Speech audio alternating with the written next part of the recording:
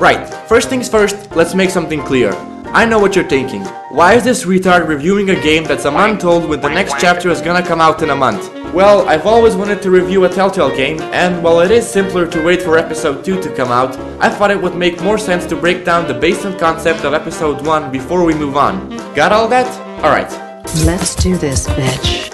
Tales from the Borderlands takes place on Pandora, after the events of Borderlands 2 and Handsome Jack's death. You play as Reese, the generic worker for the evil corporation, and Fiona, the generic con artist who lives in a shantytown. The thing to note here is that no longer are you playing as a Vault Hunter badass who can carry 1,000 weapons at a time and can murder his way through 3 million enemies without taking a single hit. No, now you are playing as 2 more down-to-earth characters who ultimately don't have that much power in this world. I don't know about you, but I found this to be something refreshing from the usual Rambo fest that I've been getting in the past 3 Borderlands games. Now I said the characters are put in generic places, but that doesn't mean they're not interesting. My favorite one is Fiona, simply because she's more badass. I found their chemistry to be solid as well. Yeah, it's the standard, at first they don't like each other, but then they grow on it relationship cliche, but in the end who gives a fuck. As far as the rest of the cast goes, they're okay I guess. I mean, I like them, but none of them actually gave a standout performance for me to feel connected except for Vasquez. Felix was cool and all, but I didn't hesitate to shoot him in the face, simply because he didn't give me anything memorable not to do so.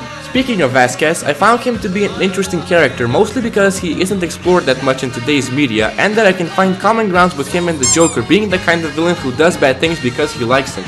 That being said, I am disappointed he is only around for 2 scenes. Still, there is a promise to see him play a bigger role in future episodes, which might upset some people who are against the idea of buying a season pass. I, for one, am interested to see what they're gonna do with him and his humor. Sure, okay, say hi to your mom. Oh my fucking go! Oh my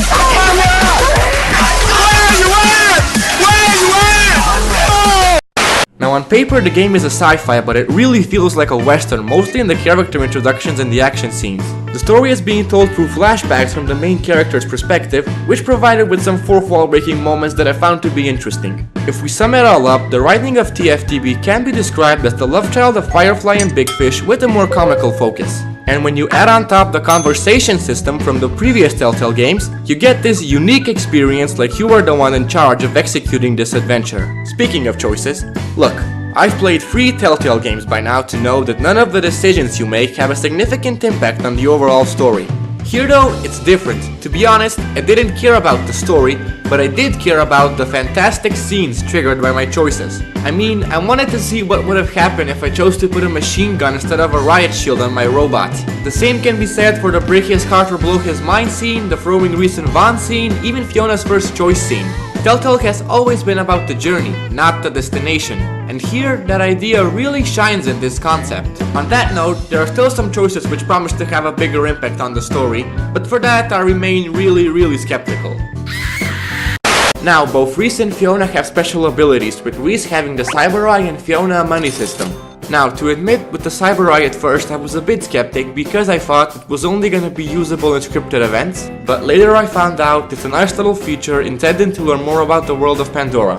Now, with that in mind, Fiona's money system feels like it doesn't belong in this world. I mean, I get that they're trying to make you set the limit between money and morality, but that kind of serious subject just doesn't work in a game that doesn't take itself too seriously. Finally, as far as the jokes go, what can I say? I mean, they were better than the dated pop culture references from the previous games. At times, they were funny like here. A nice haircut, you lying Hyperion jackass. It is a nice haircut! And at times, I rolled my eyes like here. Not only do we screw over Asquez... Asquez? Seriously? What, was Boogerface already taken?